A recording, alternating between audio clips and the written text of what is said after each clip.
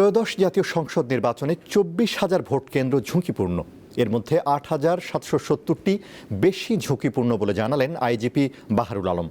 ১২ ফেব্রুয়ারির ভোট সামনে রেখে আজ সংবাদ সম্মেলনে তিনি জানান, শতকরা ৮০ থেকে ৯০ কেন্দ্রে সিসিটিভি ক্যামেরা স্থাপন করা হয়েছে। ঝুঁকিপূর্ণ এলাকায় ড্রোন ব্যবহার করা হবে। সারা দেশে মোতায়েন থাকবে পুলিশের ১,৮৭,৬০৩ জন সদস্য।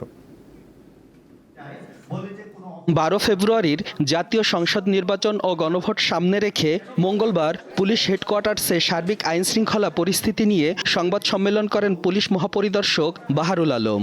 এতে অবাধ, সুষ্ঠু ও শান্তিপূর্ণ ভোট নিশ্চিতের লক্ষ্যে তিনি তার বাহিনীর প্রস্তুতির কথা তুলে ধরেন।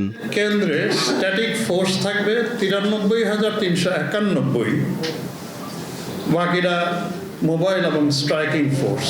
পুলিশের নিরাপত্তা পরিকল্পনায় মোট মোতায়েন হবে ১,৮৭,৬০৩ জন পুলিশ সদস্য।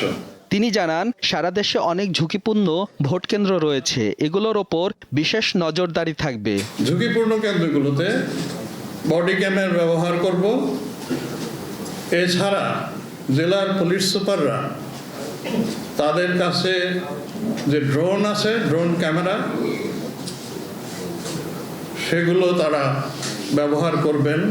ভোট নিয়ে অরাজকতা হলে তাৎক্ষণিক ব্যবস্থা নেওয়া হবে বলে জানান আইজিপি। আমাদের যে সিকিউরিটি অ্যারেঞ্জমেন্টটা এখন আছে, ইলেকশনকে ডিসরাপ্ট করার মতো কোনো শক্তি নাই। কোথাও একটা ক্রাইম হতে পারে, একটা ডাকাতি হয়ে যেতে পারে, একটা খুন হয়ে যেতে পারে, কিন্তু ইলেকশন ডিসরাপ্ট করতে পারবে না। এবারের নির্বাচন পুলিশের আস্থা ফেরানোর সুযোগ বলে মন্তব্য করেন আইজিপি। ভোট গ্রহণের সকল প্রয়োজনীয় ব্যবস্থা আমাদের তরফ থেকে আমরা নিয়েছি। সোহাগ আহমেদ, দীপ্ত সংবাদ, ঢাকা।